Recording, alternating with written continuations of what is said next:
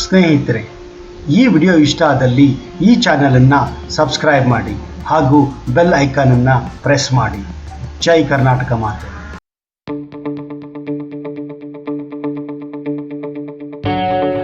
ಮಂಜು ಮುಸುಕಿದ ದಟ್ಟವಾದ ಕಾಡುಗಳು,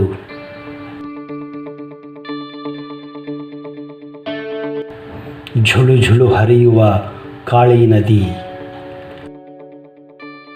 ಪ್ರೀತಿಯಿಂದ ಭಯ ಹುಟ್ಟಿಸುವ ವನ್ಯಜೀವಿಗಳು, ರೋಮಾಂಚನಕಾರಿ ಜಲಪಾತಗಳು. ಹೌದು ಸ್ನೇಹಿತರೆ, ಅದೇ ಸ್ವರ್ಗದ ರಾಜಧಾನಿ ದಾಂಡೇಲಿ, ಕರ್ನಾಟಕದ ಕಾಶ್ಮೀರ.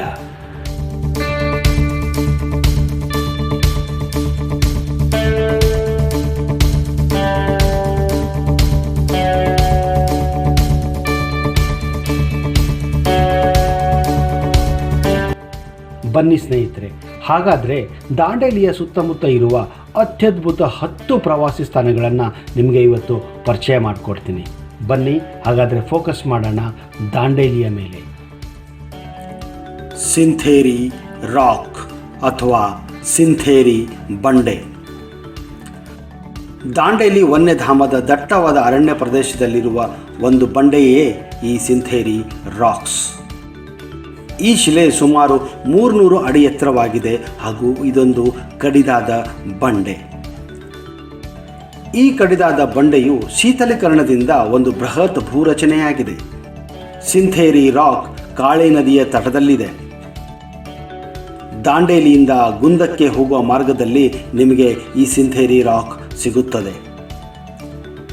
ಸಿಂಥೇರಿ ರಾಕ್ಸ್ ದಾಂಡೇಲಿಯಿಂದ ಸುಮಾರು 33 ಕಿಲೋಮೀಟರ್ ದೂರದಲ್ಲಿದೆ. ಈ ಅತ್ಯದ್ಭುತ ಬಂಡೆಗಳನ್ನು ಕಂಡುಹಿಡಿದಂತಹ ಸಾಹಸಮಯಿ ಮಹಿಳೆ ಸಿಂಥೇರಾ ಬ್ರಿಟಿಷ್ ನಿವಾಸಿ.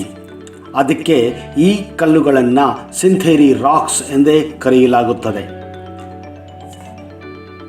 ಛಾಯಾಗ್ರಾಹಕರಿಗೆ ಹಾಗೂ ಟ್ರೆಕ್ಕಿಂಗ್ ಇಷ್ಟಪಡುವಂತಹ ಸಾಹಸ ಪ್ರಿಯರಿಗೆ ಸಿಂಥೇರಿ ರಾಕ್ ಒಂದು ಸ್ವರ್ಗ. ಅಣಶಿ ಅಭಯಾರಣ್ಯ. ಇದು ಕರ್ನಾಟಕದ ಉತ್ತರ ಕನ್ನಡ ಜಿಲ್ಲೆಯಲ್ಲಿರುವಂತಹ ದಾಂಡೇಲಿ ಬಳಿ ಇರುವಂತಹ ಒಂದು ರಾಷ್ಟ್ರೀಯ ಉದ್ಯಾನ. ಈ ಅಭಯಾರಣ್ಯ ಪ್ರದೇಶವು ಗೋವಾ ಮತ್ತು ಮಹಾರಾಷ್ಟ್ರ ಗಡಿಗಳಲ್ಲಿ ಇರುವ 6 ಬೇರೆ ಅರಣ್ಯ ಪ್ರದೇಶಗಳನ್ನು ಹೊಂದಿಕೊಂಡಿದೆ. ಅಣಶಿ ಅಭಯಾರಣ್ಯ ಒಟ್ಟು 2200 ಚದರ ಕಿಲೋಮೀಟರ್ ರಕ್ಷಿತ ಅರಣ್ಯ ಪ್ರದೇಶವನ್ನು ಹೊಂದಿದೆ. ಇಲ್ಲಿ ಹಲವಾರು ವನ್ಯಜೀವಿಗಳನ್ನು ನೀವು ಕಾಣಬಹುದು. ಸಫಾರಿ ಮೂಲಕ ಇಲ್ಲಿ ಸಫಾರಿ ಕೂಡ ನೀವು ಹೋಗಬಹುದು. ಇಲ್ಲಿ ಕಪ್ಪು ಚಿರತೆ, ಹುಲಿ, ಆನೆ ಮುಖ್ಯವಾಗಿ ಕಾಣುವಂತಹ ವನ್ಯಜೀವಿಗಳು. ಇದು ಮಕ್ಕಳನ್ನು, ಫ್ಯಾಮಿಲಿಯನ್ನು, ಸಾಹಸ ಪ್ರಿಯರನ್ನು ರೋಮಾಂಚನವನ್ನುಗೊಳಿಸುತ್ತದೆ. ಮಾಗೋಡ್ ಜಲಪಾತ ಅಥವಾ ಮಾಗೋಡ್ ಫಾಲ್ಸ್. ಬೇಡ್ತಿ ನದಿಯ ನೀರು ಮಾಗೋಡ್ ಜಲಪಾತದಲ್ಲಿ 650 ಅಡಿ ಎತ್ತರದಿಂದ ಬೀಳುತ್ತದೆ. ನೊರೆ ನೊರೆಯಾಗಿ ಬೀಳುವ ನೀರನ್ನು ನೋಡುವುದೇ ಕಣ್ಣಿಗೊಂದು ಹಬ್ಬ. ಜಲಪಾತದ ನಂತರ ನದಿಯು ವಯ್ಯಾರವಾಗಿ ತನ್ನ ದಿಕ್ಕುಗಳನ್ನು ಬದಲಿಸಿಕೊಂಡು ಸಾಗುತ್ತದೆ. ದಾಂಡೇಲಿ ಪಟ್ಟಣದಿಂದ ಸುಮಾರು 75 ಕಿಲೋಮೀಟರ್ ದೂರದಲ್ಲಿ ಈ ಜಲಪಾತವಿದೆ. 1.5 ಕಿಲೋಮೀಟರ್ ದೂರದಿಂದಲೇ ಜಲಪಾತದಲ್ಲಿ ಧುಮ್ಮುಕ್ಕಿರುವ ನೀರಿನ ಶಬ್ದ ಮತ್ತು ಕಾಡು ಹಕ್ಕಿಗಳ ಇಂಚರ ಜುಗಲ್ಬಂದಿ ಪ್ರವಾಸಿಗರ ಕಿವಿಗೆ ಬೀಳುತ್ತದೆ.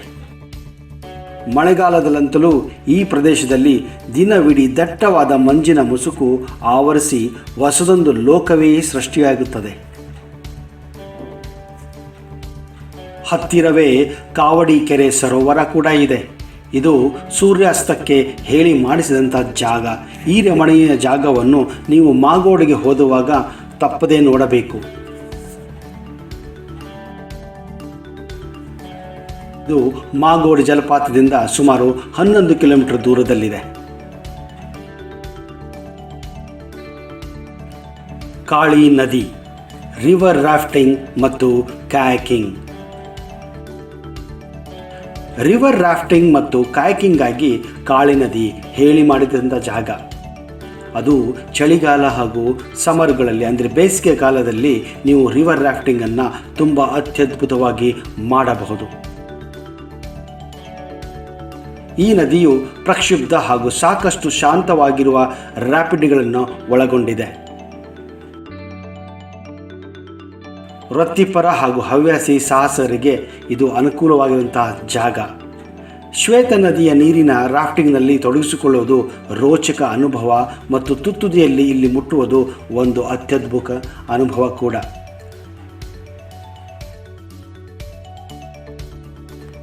ಸೂಪಾ ಅಣೆಕಟ್ಟು. ಕಾಳಿ ನದಿಗೆ ನಿರ್ಮಿಸಲಾಗುವ ಸೂಪಾ ಅಣೆಕಟ್ಟು ಕರ್ನಾಟಕದ ಅತ್ಯಂತ ಎತ್ತರವಾದ ಅಣೆಕಟ್ಟು ಎಂಬ ಖ್ಯಾತಿ ಗಳಿಸಿದೆ.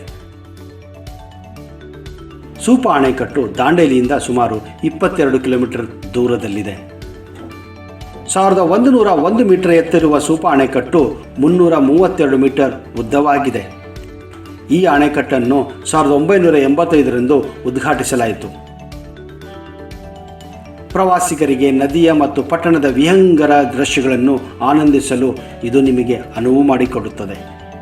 ಈ ಅಣೆಕಟ್ಟಿನ ಸುತ್ತಮುತ್ತ ಪ್ರದೇಶ ಕಾಡಿನಿಂದ ಆವೃತವಾಗಿದೆ. ನಿಮಗೆ ಇಲ್ಲಿಂದ ಅತ್ಯದ್ಭುತ ನೋಟಗಳನ್ನು ಹಾಗೂ ವ್ಯೂಗಳನ್ನು, ಸನ್ಸೆಟ್ ಹಾಗೂ ಸನ್ರೈಸ್ಗಳನ್ನು ಕೂಡ ನೋಡಬಹುದು.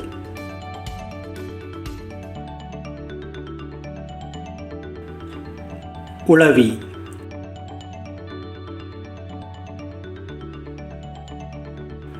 ಉಳವಿ ಕ್ಷೇತ್ರವು ಪುರಾತನ ಸ್ಥಳ, ದುರ್ಗಮ ಪ್ರದೇಶ ಮತ್ತು ಪವಿತ್ರ ಯಾತ್ರಾ ಸ್ಥಳವಾಗಿದೆ. ಇಲ್ಲಿ ಪ್ರಖ್ಯಾತ ಚನ್ನಬಸವೇಶ್ವರ ದೇವಾಲಯವಿದೆ. ಇದು ದಾಂಡೇಲಿಯಿಂದ ಸುಮಾರು 48 ಕಿಲೋಮೀಟರ್ ದೂರದಲ್ಲಿದೆ. ಉಳವಿ ಲಿಂಗಾಯತ ಜನರ ಒಂದು ಪ್ರಮುಖ ಯಾತ್ರಾ ಸ್ಥಳವಾಗಿದೆ. ಲಿಂಗಾಯತ ಜನರು ಬಹುವಾಗಿ ಗೌರವಿಸುವ ಚನ್ನಬಸವಣ್ಣರ ಸಮಾಧಿ ಕೂಡ ಇಲ್ಲೇ ಇದೆ. 12ನೇ ಶತಮಾನದಲ್ಲಿ ಚನ್ನಬಸವೇಶ್ವರರು ಲಿಂಗೈಕ್ಯ ಆಗುವ ಮೊದಲು ಕಲ್ಯಾಣದಿಂದ ಉಳುವಿಗೆ ಬಂದರು. ತಾಯಿ ಮತ್ತು ಬಸವಣ್ಣರ ಸೋದರಿ ಅಕ್ಕ ನಾಗಲಾಂಬಿಕೆ ಹೆಸರಿನಲ್ಲಿರುವ ಗುಹೆಯು ಈ ಪವಿತ್ರ ಸಮಾಧಿಯ ಹತ್ತಿರದಲ್ಲಿದೆ. ಉಳುವಿ ಜಾತ್ರೆಗೆ ಕರ್ನಾಟಕದ ಎಲ್ಲೆಡೆಯಿಂದ ಭಕ್ತರು ಬರುತ್ತಾರೆ. ದಾಂಡೇಲಿ ವನ್ಯಜೀವಿ ಧಾಮ. ಇದು ಉತ್ತರ ಕನ್ನಡ ಜಿಲ್ಲೆಯ ದಾಂಡೇಲಿಯಲ್ಲಿ ಕಾಳಿ ನದಿಯ ದಡದಲ್ಲಿದೆ. ಇದು ಕರ್ನಾಟಕದ 2ನೇ ಅತಿ ದೊಡ್ಡ ಅಭಯಾರಣ್ಯ ಮತ್ತು ದಾಂಡೇಲಿಯಲ್ಲಿ ಭೇಟಿ ನೀಡುವ ಅತ್ಯುತ್ತಮ ಸ್ಥಳಗಳಲ್ಲಿ ಒಂದಾಗಿದೆ. ದಾಂಡೇಲಿ ಪ್ರದೇಶದಲ್ಲಿ ವನ್ಯಜೀವಿ ಪ್ರೇಮಿಗಳು ಕಾಡಿನ ಸಫಾರಿಗಳು ಮತ್ತು ದೋಣಿ ಸಫಾರಿಗಳನ್ನು ಆನಂದಿಸಬಹುದು. ತೆರೆದ ಜೀಪುಗಳಲ್ಲಿ ಸಫಾರಿ ಮಾಡುವುದೇ ಒಂದು ರೋಮಾಂಚನಕಾರಿ ಅನುಭವ. ಜೀಪ್ ಸಫಾರಿ ಅಲ್ಲದೆ ಪ್ರವಾಸಿಗರು ಪಕ್ಷಿ ವೀಕ್ಷಣೆ, ಮೊಸಳೆ ದೃಶ್ಯಾವಳಿ, ಮೀನು ಹಿಡಿಯುವುದು, ಟ್ರೆಕ್ಕಿಂಗ್ ಹಾಗೂ ಹಲವಾರು ಸಾಹಸಮಯ ಕಾರ್ಯಗಳನ್ನು ಕೂಡ ನೀವು ಮಾಡಬಹುದು. ಸಾತೋಡಿ ಜಲಪಾತ ಅಥವಾ ಸಾತೋಡಿ ಫಾಲ್ಸ್. ಈ ಜಲಪಾತವು ದಾಂಡೇಲಿ ರಕ್ಷಿತಾರಣ್ಯ ವ್ಯಾಪ್ತಿಯಲ್ಲಿ ಬರುವುದಲ್ಲದೆ ದಟ್ಟ ಕಾಡಿನ ನಡುವೆ ಸೇರಿಕೊಂಡಿದೆ. ಹಲವಾರು ಝರಿಗಳಿಂದ ಸೇರಿದ ನೀರು ಸುಮಾರು 15 ಮೀಟರ್ ಎತ್ತರದಿಂದ ಧುಮುಕುತ್ತದೆ.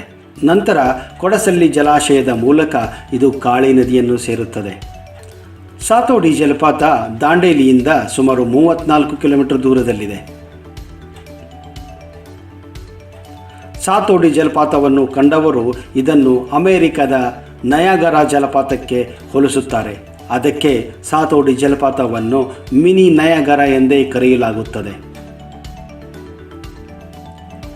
ನಿತ್ಯ ಹರಿದ್ವರ್ಣ ಕಾಡುಗಳು, ಮುಗಿಲೆತ್ತರದ ಬೆಟ್ಟಗಳಲ್ಲಿ ಹುಟ್ಟಿ ಪ್ರಪಾತಕ್ಕೆ ಧುಮುಕುವ ನದಿಗಳ ಜಲಧಾರೆ ನಿಧಾನವಾಗಿ ಪ್ರವಹಿಸುತ್ತಾ ಕಣಿಗಳಲ್ಲಿ ನದಿಯಾಗಿ ಹರಿಯುವ ಪರಿ ಇದೊಂದು ಅನನ್ಯ ನೋಟ.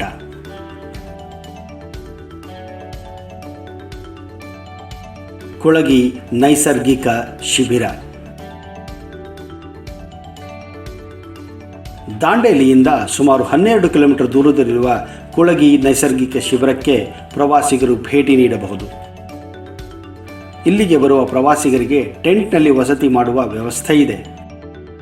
ಇಲ್ಲಿ ಸುಮಾರು 15ರಿಂದ 20 ಟೆಂಟುಗಳಿದ್ದು ತಮಗಿಷ್ಟವಾದ ಟೆಂಟುಗಳನ್ನು ಪ್ರವಾಸಿಗರು ಬಾಡಿಗೆಗೆ ಪಡೆದುಕೊಂಡು ಅಲ್ಲಿ ವಾಸವಾಗಿರಬಹುದು.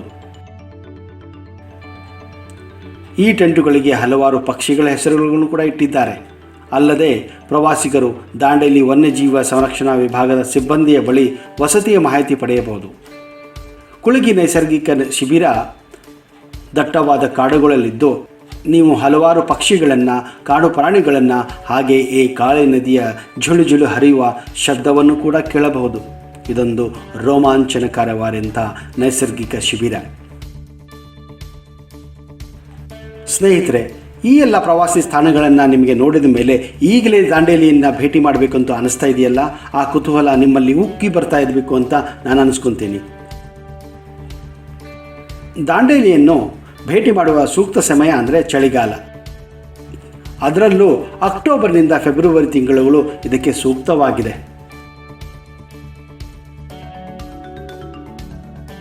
ಸ್ನೇಹಿತರೆ, ದಾಂಡೇಲಿ ಭಾಗ 2 ಮುಂದಿನ ವಾರ ರಿಲೀಸ್ ಆಗ್ತಾ ಇದೆ.